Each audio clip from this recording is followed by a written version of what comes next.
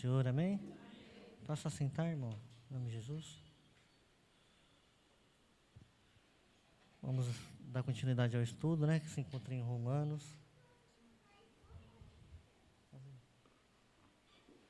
Se encontra em Romanos, capítulo 8. Oh, meu Deus.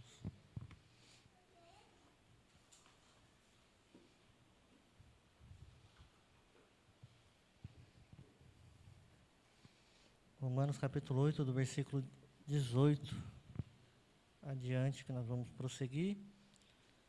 Nós vamos terminar o capítulo de número 8.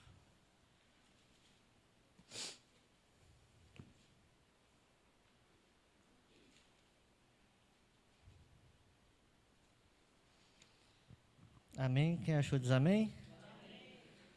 Vamos ler o texto. Ele completo, os irmãos acompanhem comigo. Amém? Romanos capítulo 8, versículo 18 em diante. O subtítulo vai dizer assim: Os primeiros frutos do Espírito, esperança, intercessão e eleição.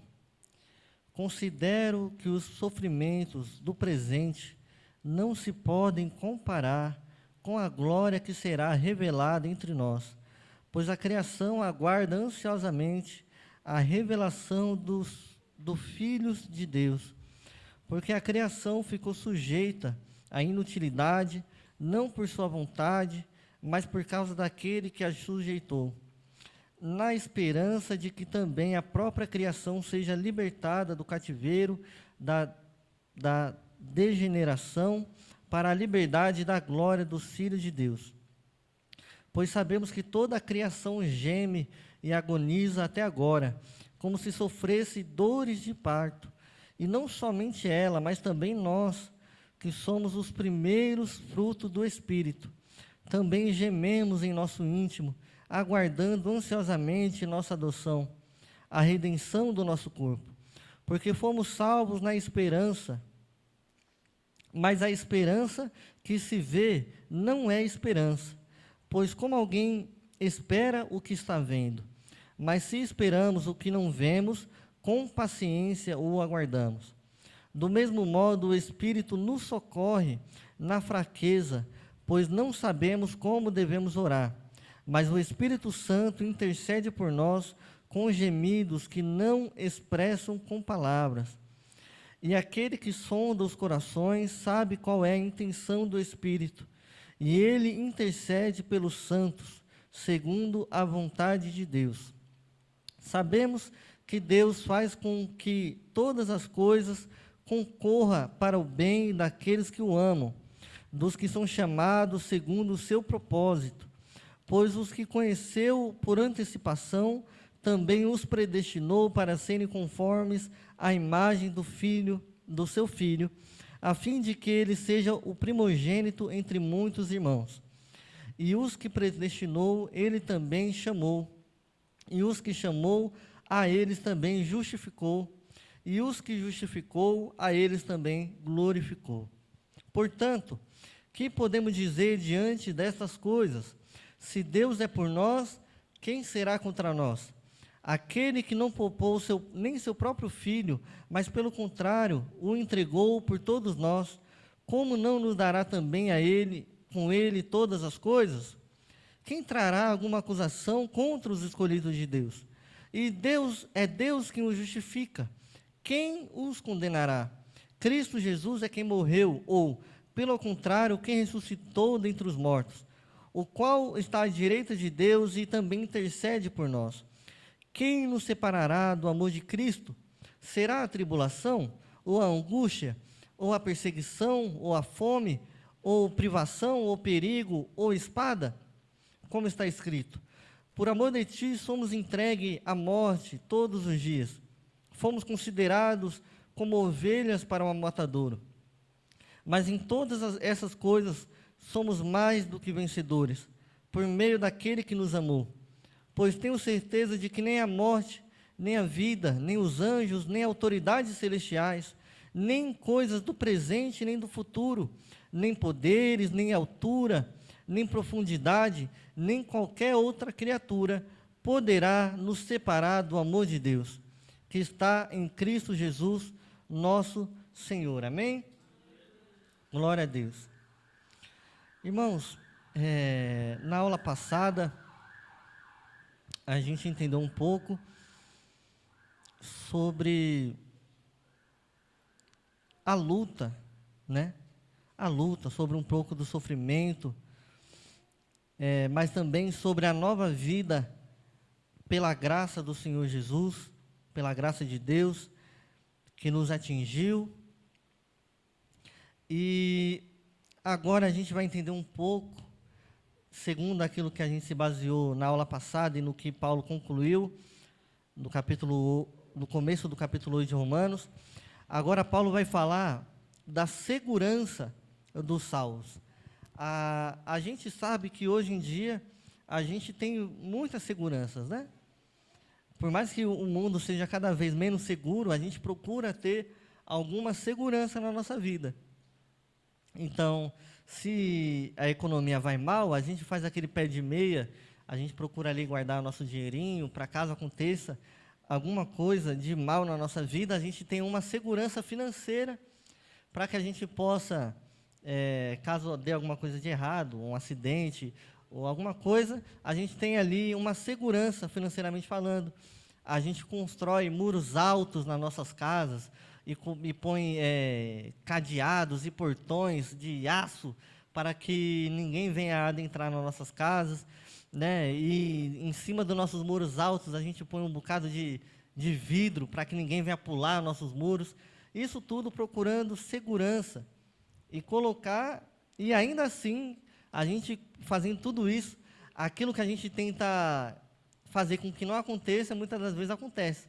Mesmo com toda essa segurança que a gente tenta colocar na nossa vida, o ladrão ainda invade a nossa casa, a tribulação chega numa forma que aquilo que a gente guardou não é o suficiente.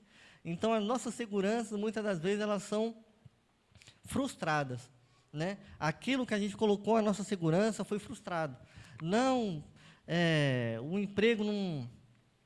se tudo dá certo, ainda tem aquele empreguinho que dá uma remuneração boa, mas muitas das vezes o emprego vai lá, o patrão fala e não paga ninguém, você tem que entrar na justiça, muitas das vezes não recebe e fica aquele imbróglio.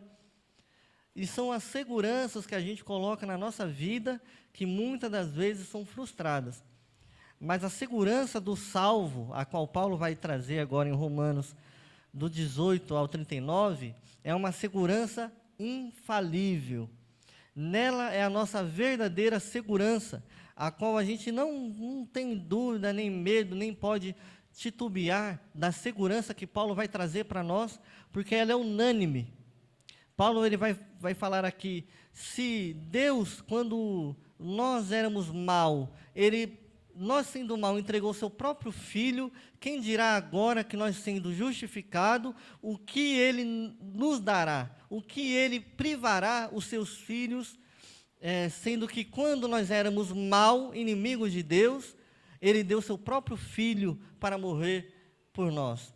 Então, essa já é a maior prova de amor, a qual nós podemos nos arraigar, nos segurar, porque não tem, é tão lógico, aquilo que Paulo vai trazer aqui no capítulo, no restante do capítulo 8, é tão lógico, que se torna sem sentido a gente duvidar da segurança que Deus vai nos dar, que Deus dá para os salvos. Como é que você vai poder ir contra o que Paulo está falando aqui? Se Deus, nós sendo mal, nós sendo ruim, nós sendo contra aquilo que Deus preparou para nós, ainda assim, nessa situação, nessa situação, Deus ainda deu o seu Filho para morrer por nós, que éramos pecadores e fazíamos o contrário daquilo que Ele queria. Imagine agora que nós, sendo filho justificado, aceitando o sacrifício de Cristo, tornando-se filho por adoção, sendo filho de Deus, será que este Deus irá dar coisas mal para os seus filhos, sendo que um dia eles fazendo o mal, Ele deu o bem? Então, não tem lógica a gente duvidar do amor do nosso Deus. Amém? No versículo de número 18, logo no começo, já é um versículo muito conhecido. Considero que o sofrimento presente não se pode comparar com a glória que será revelada. Então, Paulo aqui ele vai fazer um paralelo entre a presente tribulação que nós estamos passando. Quem está passando por tribulação nesse momento? Amém?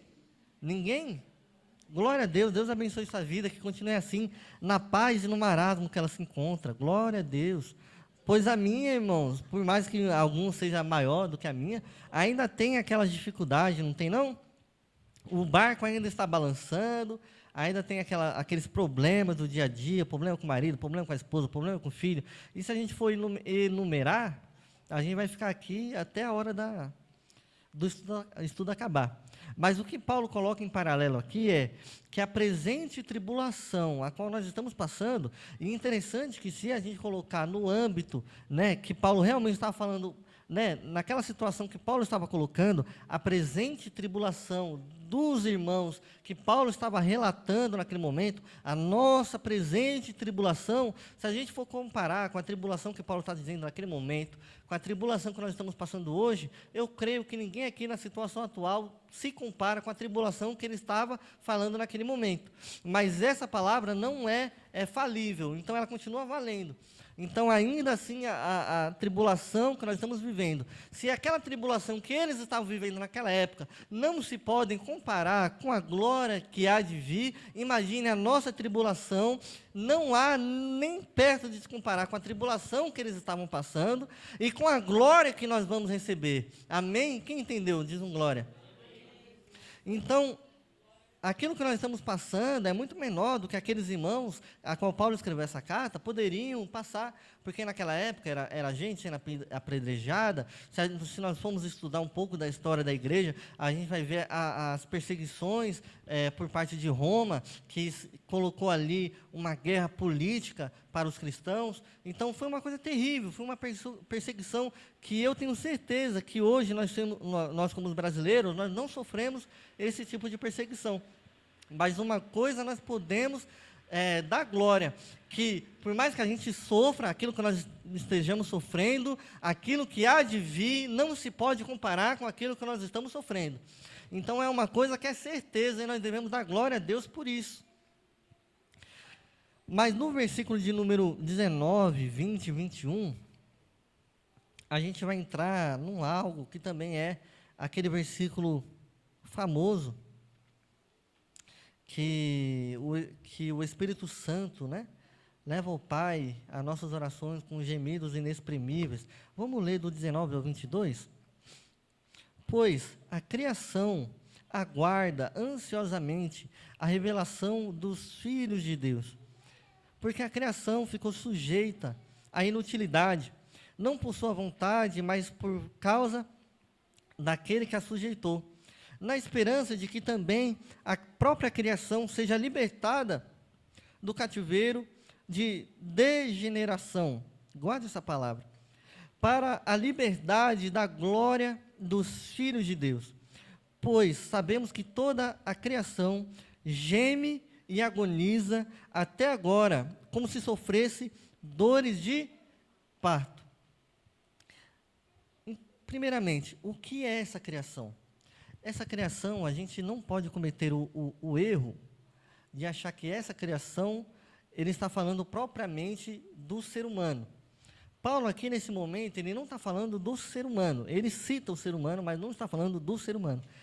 A criação de Deus, o que Deus criou ali em Gênesis, nos 7 dias em que ele trabalhou, né? Ele criou o quê? O céu, a terra, os oceanos, os mares, os rios, os animais. Isso é a criação de Deus. Paulo ele não está falando aqui da criação como somente o ser humano. Ele está trazendo aqui a criação como um todo. A criação geme, pois, aí agora você entenda bem este versículo, pois a criação aguarda ansiosamente a revelação dos filhos de Deus. Então, a terra, a criação por inteiro. E aí, qual a palavra que eu falei para você guardar?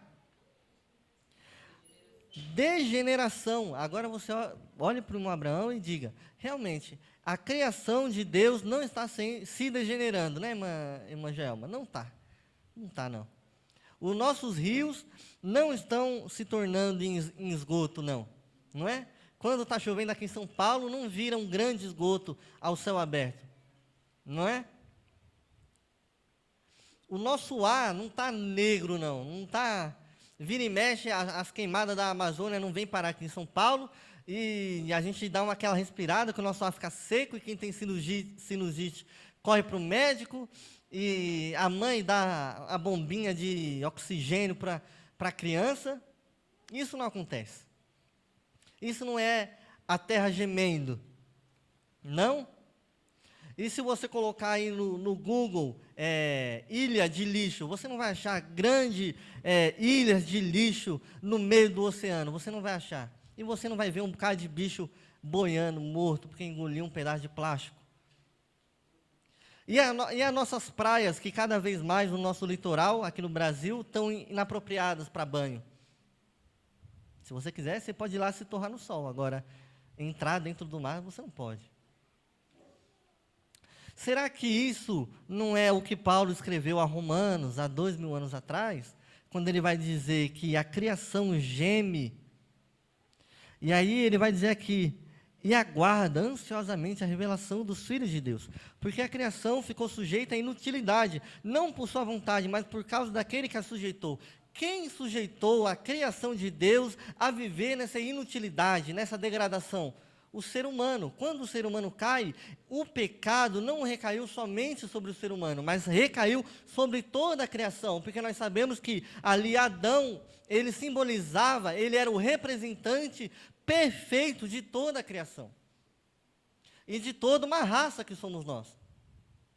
Então, naquele momento que Adão peca, o pecado não recaiu sobre ele. E aqui eu quero abrir um parêntese para falar um pouco sobre o pecado, que eu estava até conversando com a minha mãe, e uma coisa que muitas das vezes não fica claro. O pecado, meu irmão, ele não tem,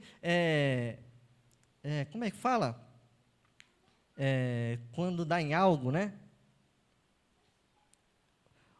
A causa do pecado, o resultado do pecado, ele não é algo só imaterial, extrafísico, fora do corpo, não é?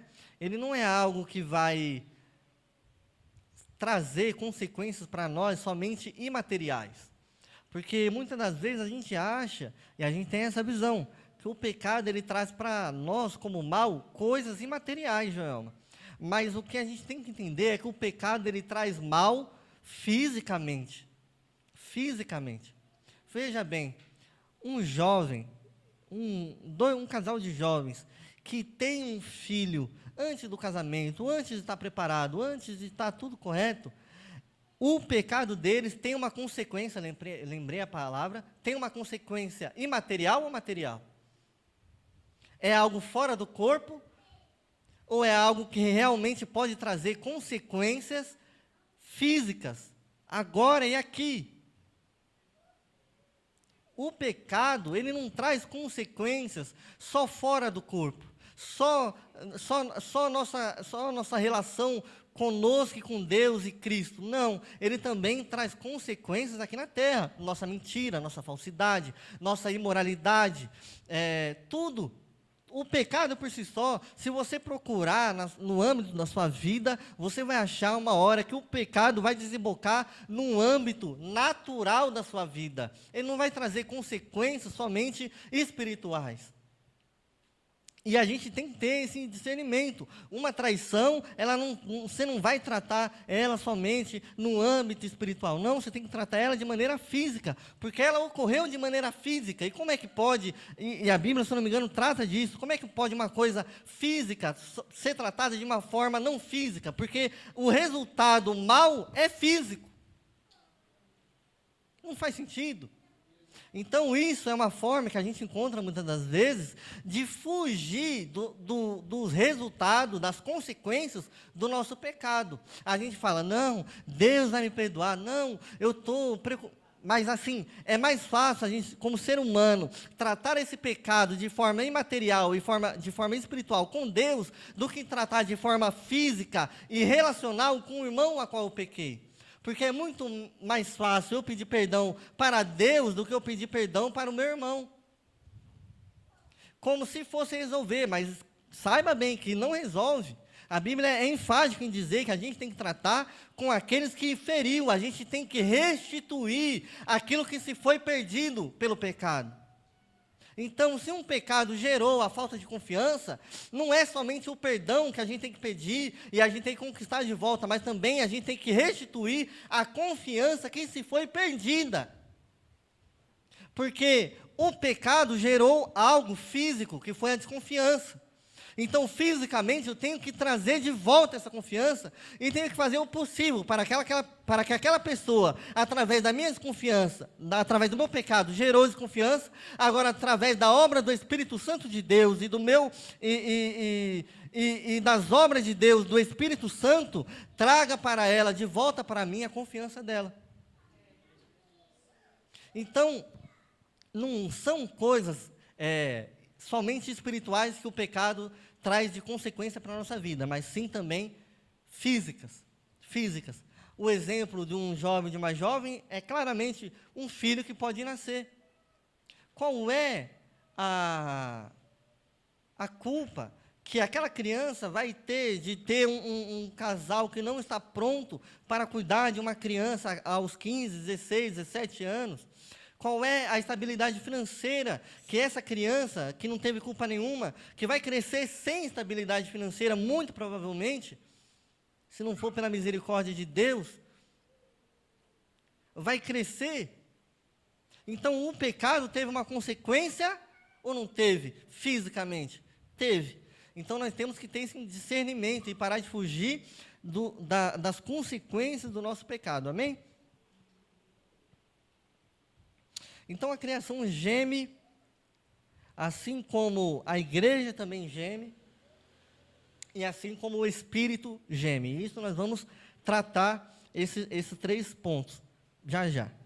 Mas a criação geme, mas ela não geme de tristeza ou de desespero. Porque aqui fala, pois a criação aguarda ansiosamente a revelação dos filhos de Deus. Aí no 21 vai dizer, na esperança de que também a própria criação seja libertada. Ou seja, qual é a palavra cerne aqui desses 2 versículos? Esperança. Ela não geme de desespero, ela não geme de tristeza, ela geme de esperança. Porque aqui vai dar o exemplo, sofrendo com gemidos, como se estivesse sofrendo dores de parto. Quando a mulher está tendo dores de parto e ela ali geme, será que é um gemido de tristeza? É um gemido de tristeza? Eu não sei dizer. Eu sou homem. Diga aí você.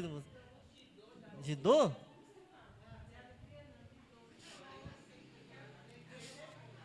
Mas preste bem atenção. Aqui o que Paulo quer dizer é que quando a mulher está tendo seu filho, vocês criam que aquela dor ia ser infinita? Uma hora ela ia passar, né, Jama? Então você estava aguardando o quê? Para que aquela dor passasse, tinha que acontecer o quê? Tinha que nascer. Então você estava na esperança do nascimento daquela criança. Então, a criação, a terra, ela não tem essas dores de tristeza ou de qualquer outro sentimento mau, ela geme na esperança, aguardando os filhos de Deus, na esperança dela também ser libertada deste sofrimento a qual o pecado original causou em toda a criação. É na esperança. A igreja, ela geme e com dores de parto também, na esperança da vinda do Filho de Deus. É isso que nós gememos e sofremos as dores de parto. é na esperança, não é na tristeza. Não é na tristeza. É uma leve e momentânea tribulação que me traz a esperança.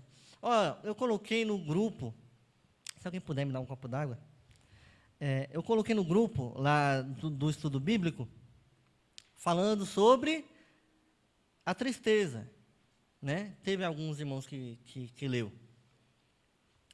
E sentir-se triste não é pecado, irmão.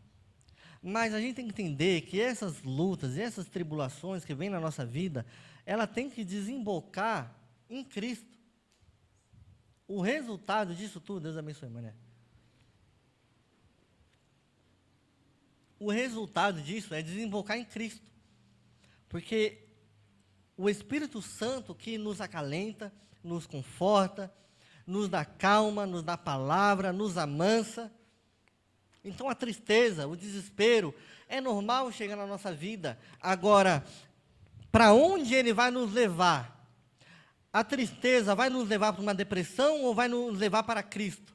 A tristeza, a ansiedade vai nos levar para um médico, para um bocado de remédio, ou vai nos levar para o Espírito Santo que irá nos confortar? E isso é o que nós devemos entender. Qual é a reação que a tristeza, a tribulação, a ansiedade, a angústia vai trazer na nossa vida? É uma depressão ou é uma humilhação aos pés do Senhor e falar, Pai, eu preciso de Ti? Porque essa luta aqui eu não estou conseguindo lutar com minha força do meu braço. Vamos seguir. A gente parou no 22, né? No 23. E não somente ela, mas também nós, que temos os primeiros frutos do Espírito, também gememos em nosso íntimo, aguardando ansiosamente nossa adoção, a redenção do nosso corpo. Há muito tempo atrás, eu trouxe uma palavra falando sobre o dia a dia, que, meu irmão, se você vai para o Centro São Paulo, até seu trabalho, né, irmão Marinal, até você chegar lá, você vai ter... Se você tiver um olhar piedoso, você vai ter muita coisa para você pensar sobre o seu caminho. Olha, e isso é uma coisa leve para aquilo que Paulo está realmente falando, né, da época. Mas se a gente descer ali para pegar um ônibus, ali na BR, a gente vai ver já um bocado de gente, não importa o horário, um bocado de gente para pegar um ônibus, para subir no ônibus lotado. E aí você já começa a ter uma percepção... irmã Joelma, da relação da vida, da maioridade da população brasileira, que não é uma vida financeiramente boa, e você vê as dificuldades do dia a dia dessa população. Então, aí você já vai começando a criar.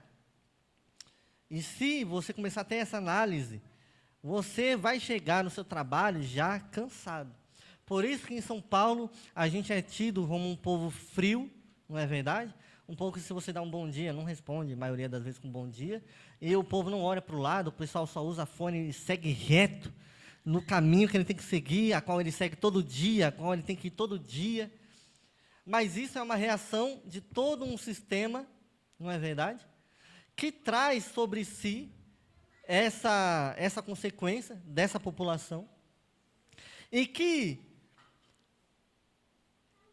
traz para si essa reação para não ter esse olhar mais caridoso, porque se tiver esse olhar caridoso, chega no trabalho destruído. Se for olhar para essa situação socioeconômica do Brasil, se for olhar clinicamente e com amor, realmente, se essa população olhar com amor para essa situação, esse olhar clínico de amor, e olhar para o ônibus lotado, para a situação socioeconômica, para o andarilho que está debaixo da ponte, e aí você, depois de um tempo, você passa e aquela ponte está cheia de pedra embaixo, para que aquele que não tem uma casa onde morar, também não durma ali debaixo, né? E o banco, que uma época foi reto, agora tem uma curva no meio, que é para ele não deitar. E aí você fala, onde é que esse rapaz vai se deitar? E aí você vai começando a analisar, e se você tiver essa análise, eu duvido o seu espírito não gemer. O seu espírito irá gemer. Tem que gemer. Se ele não gemer, você pode ir ali para o cemitério da paz e já comprar uma cova, porque você já está morto. Por isso que a sociedade vive nesse âmbito gelado, frio. Frio, porque é tanta coisa ruim ao nosso derredor, que se a gente tirar o cabresto que está na nossa visão, a gente adoece. Então, não é somente a criação que geme, nós também gememos. Mas nós temos o quê? Uma esperança. No versículo 23. Também gememos em nosso íntimo, aguardando ansiosamente nossa adoção e a redenção do nosso corpo. Então, eu trouxe um âmbito externo, porque a gente já tratou muito da nossa ruindade externa, não é verdade? Então, agora eu estou tratando do âmbito externo, mas aí você também pode colocar isso que Paulo está falando, externamente. Nós podemos gemer em nosso íntimo, olhando para nós mesmos, que nós vamos encontrar não coisa boa, mas sim coisa ruim, tão mal quanto aquilo que a gente encontra fora da gente. Então, nós entendemos que as dores, as tribulações, as provas, tudo isso tem que levar a Deus. No versículo 24, vamos ler o 24 e 25. Porque fomos salvos na esperança. Mas a esperança que se vê não é esperança. Pois como alguém espera o que está vendo? Mas se esperamos o que vemos, com paciência aguardamos. Então aqui é aquilo que eu falei no começo, que é a segurança dos salvos. Nós estamos assegurados, não naquilo que nós vemos, mas sim naquilo que nós não vemos. Porque nós temos esperança não naquilo que nós temos, porque como a gente vai ter esperança no que nós temos? Nós temos esperança naquilo que nós ainda não obtivemos. Nós temos esperança na vinda de Jesus. 26 e 27. Do mesmo modo, o Espírito nos socorre na nossa fraqueza, pois não sabemos como devemos orar, mas o próprio Espírito intercede por nós com gemidos que não se expressam com palavras. E aquele que sonda os corações sabe qual é a intenção do Espírito. Ele intercede pelos santos segundo a vontade de Deus. Lembra que eu falei? A criação geme, a igreja geme. E agora o Espírito Santo geme. Um gemido que não é de dor, mas um gemido que é esperança. Uma coisa que é interessante a gente entender aqui, no 26. O Espírito Santo nos socorre na nossa fraqueza, pois não sabemos como orar. Aqui é interessante a gente saber, porque há uma confusão sobre aquela passagem que não sabeis o que pedir, porque pedis mal e recebeis maus. Mas essa palavra aqui, olha o que ela fala. Ela fala que o Espírito Santo leva ao Pai com gemidos inexprimíveis, que não dá para se explicar, que não dá para colocar em palavras. E aquele que sonda os corações sabe qual é a intenção do Espírito.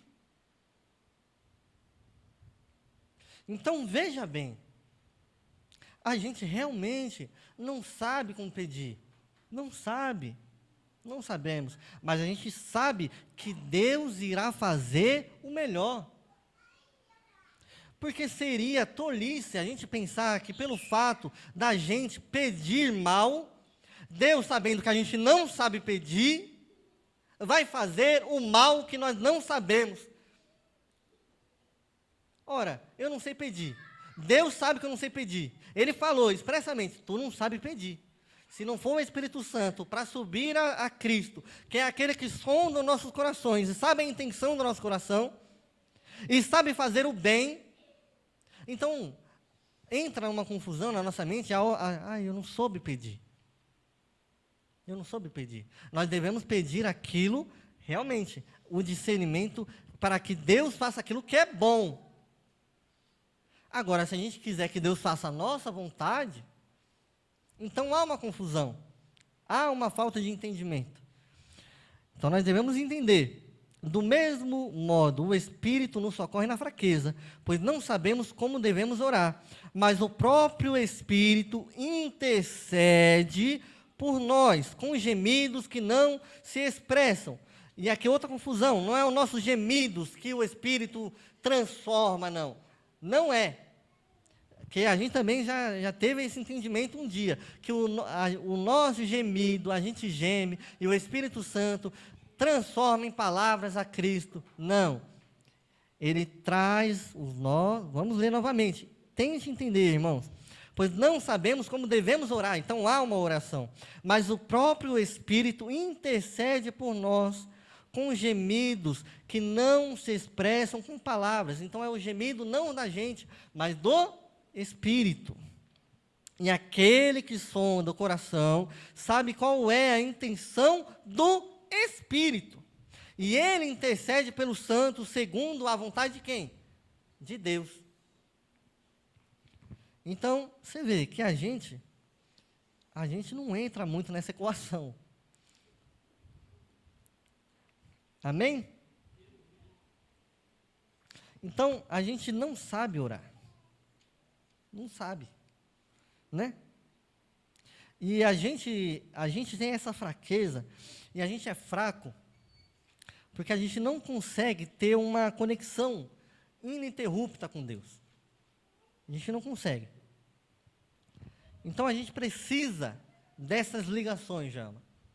Porque a gente não consegue ter essa ligação, igual o pessoal fala, eu estou ligado direto com Deus. Meu Deus. Porque a gente tem, né? Você vê, a gente ora, o Espírito fala com o Pai, com o Filho, e o Filho intercede por nós. Então, a gente tem que ter esse... E a gente não sabe pedir porque falta para a gente discernimento. E aqui, fala aqui no começo, né? O Espírito Santo nos socorre. Essa palavra também pode ser colocada como o Espírito Santo nos assiste, de dar assistência. Os irmãos estão acompanhando. A palavra grega, traduzida por assiste ou assistir, significa que o Espírito Santo toma sobre si toda a nossa carga. E não somente para nos ajudar, mas para nos socorrer, mas também para nos aliviar. Ele carrega sobre nós todo o nosso peso, nossa fraqueza. Então, não é somente, aqui quando ele fala nos socorre, também pode entrar isso. Realmente o que a palavra realmente quer dizer. É que ele não vai nos dar uma assistência assim, igual nós vai ajudar uma pessoa e faz, né, faz aquele 50% para dizer que ajudou. Não, ele realmente toma sobre si o peso, ele nos alivia. E é por isso que ele é o nosso socorro. E é por isso que a tristeza e toda a ansiedade, tudo isso, é normal vir à nossa vida. Mas o nosso socorro tem que levar para o nosso socorro. Que o nosso socorro é o Espírito Santo de Deus que leva ao Filho, que é Cristo. Que intercede por nós, porque Cristo é o nosso intercessor. Amém? Glória a Deus. Versículo 28.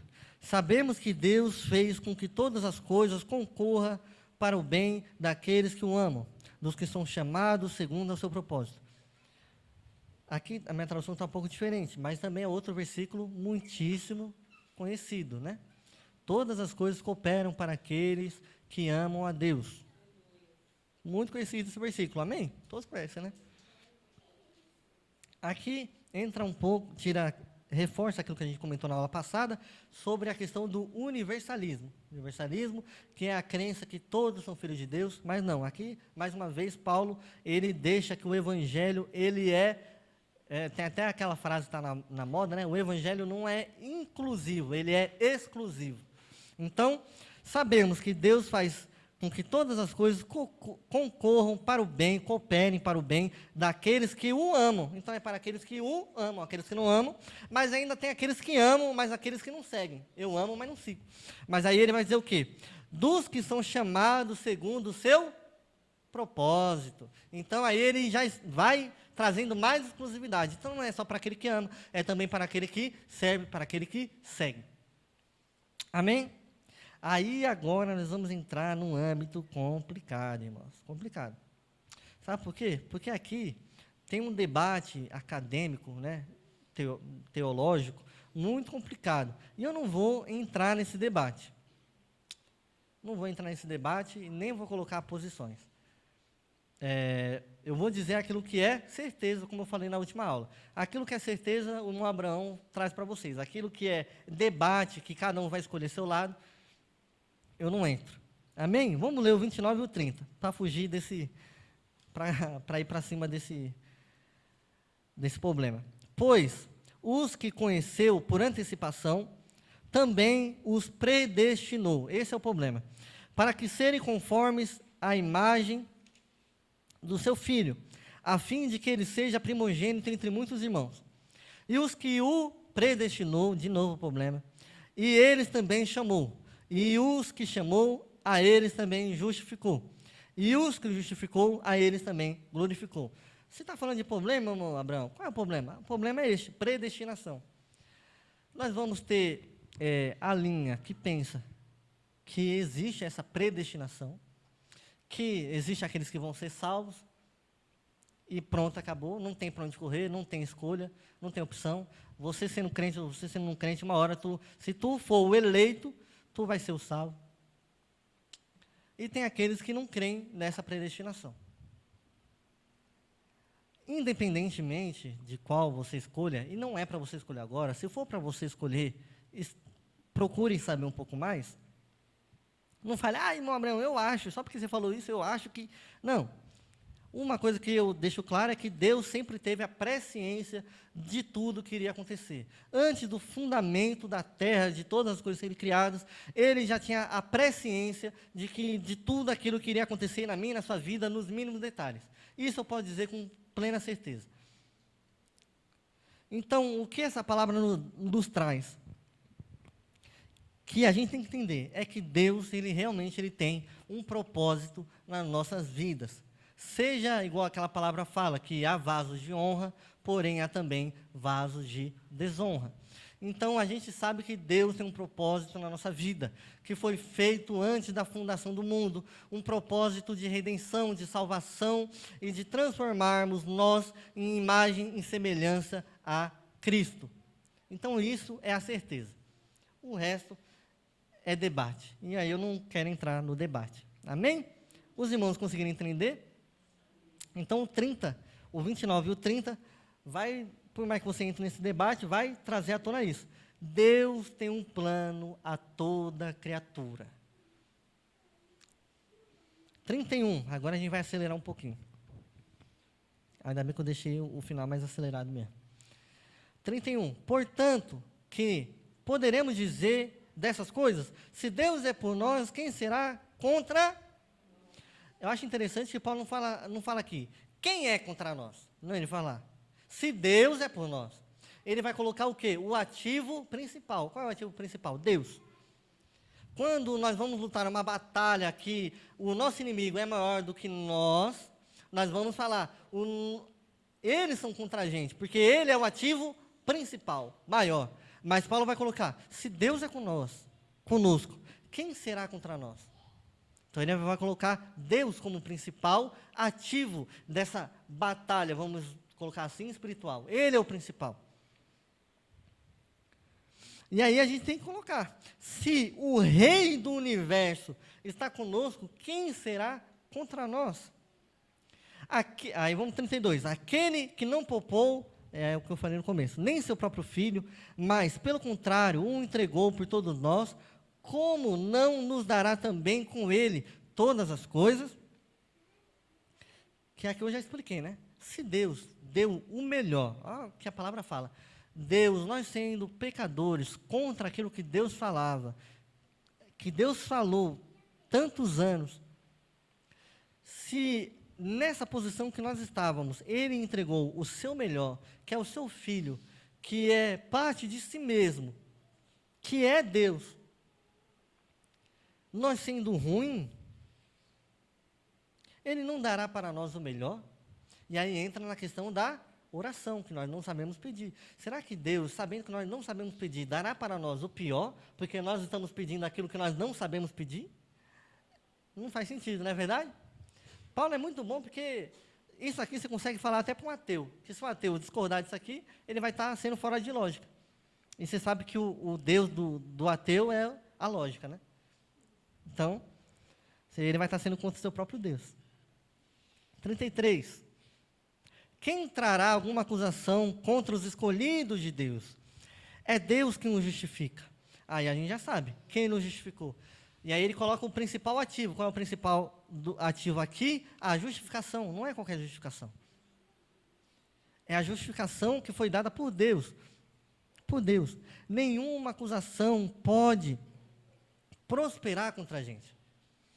Porque uma vez que Deus justificou a gente, irmão,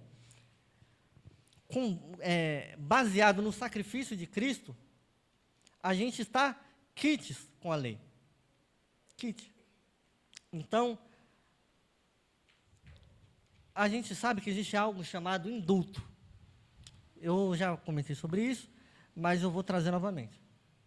Algo chamado indulto, que é quando um líder, ele livra a pessoa da sentença que foi colocada nela. Então, isso já aconteceu até aqui no Brasil. Se um líder faz isso, a justiça foi feita? A justiça está satisfeita? Não, porque não houve justiça. Aquele que cometeu um erro não pagou pelo seu erro. Agora, Deus ele é tão perfeito que nós estamos quites com a justiça. A justiça foi satisfeita, porque nós éramos pecadores e Deus colocou a justiça que iria recair sobre nós a Cristo. Então, até, vamos colocar num âmbito de advogado, né, jurídico, judicialmente, a justiça de Deus foi feita. Eu parei no qual? O meu esboço aqui desligou. 34. Quem os condenará? Quem os condenará? Cristo Jesus é quem morreu, ou pelo contrário, quem ressuscitou dentre os mortos, o qual está à direita de Deus e também intercede por nós. Quem nos condenará? Quem terá a força para anular o sacrifício de Cristo? Quem tem essa autoridade, ou esse poder, ou essa força? Quem tem isso? Então, a gente sabe que nós temos o nosso acusador, né? Quem é o nosso acusador? Satanás. Satanás, eu gosto de pensar que são 3 acusadores, né? Que é Satanás, os seus demônios e o seu acusador do dia a dia. Que, com certeza, você sendo crente, nunca na vida você foi acusado de ser crente, né? Ora, você está fazendo isso, você é crente. Ora, você falou desse jeito, você é crente. Ora, você fez tal coisa, mas você é crente. Isso é um acusador. Quem poderá nos acusar? E aí você pode pensar, então eu estou numa boa. Porque aí, se ninguém pode me acusar, o negócio é pecar. Eu tenho que explicar isso toda vez, porque senão pode causar confusão. Porque a gente explica 10 vezes, mas se a gente não explicar a última que a gente falou, fica a última, né, Daiane? Mas aquele, irmão, que peca com presságio, né? Não, eu vou fazer esse pecado. A gente sabe que esse ato mostra que ele não é salvo. Ponto. Se você vê uma pessoa que se diz salva, mas ela fica matutando o pecado nesse quesito de, não, eu estou aqui porque ninguém pode me julgar, porque Deus ele é amoroso e não sei o quê, e ele vai perdoar o meu pecado, isso não é uma pessoa salva, porque o salvo, ele foge do pecado. O resultado da justificação é o quê? A santificação. E nós temos que procurar santificar. Aquele que não procura se santificar, não foi justificado e não goza da boa obra de Cristo. Então, se não colocar isso, dá uma confusão. E aí entra para a parte mais saborosa do texto, mais maravilhosa, uma das preferidas aí das igrejas. Quem nos separará do amor de Cristo? Será a tribulação, ou a angústia, ou a perseguição, ou a fome, ou a privação, ou o perigo, ou a espada? Como está escrito: por o amor de ti somos entregues à morte todos os dias. Fomos considerados como ovelhas para o matadouro. Mas em todas as coisas somos mais que vencedores, por meio daquele que nos amou. Pois tenho certeza que nem a morte, nem a vida, nem os anjos, nem autoridades celestiais, nem as coisas do presente nem do futuro, nem poderes, nem altura, nem profundidade, nem qualquer outra coisa poderá nos separar do amor de Deus, que está em Cristo Jesus. E é aqui a segurança dos salvos. Essa é a nossa segurança. Quem vai tirar a nossa segurança? Qual é a crise econômica que irá tirar a nossa segurança? Qual é a crise que vai chegar na sua casa que irá tirar a sua segurança? Que enfermidade que irá tirar a sua segurança?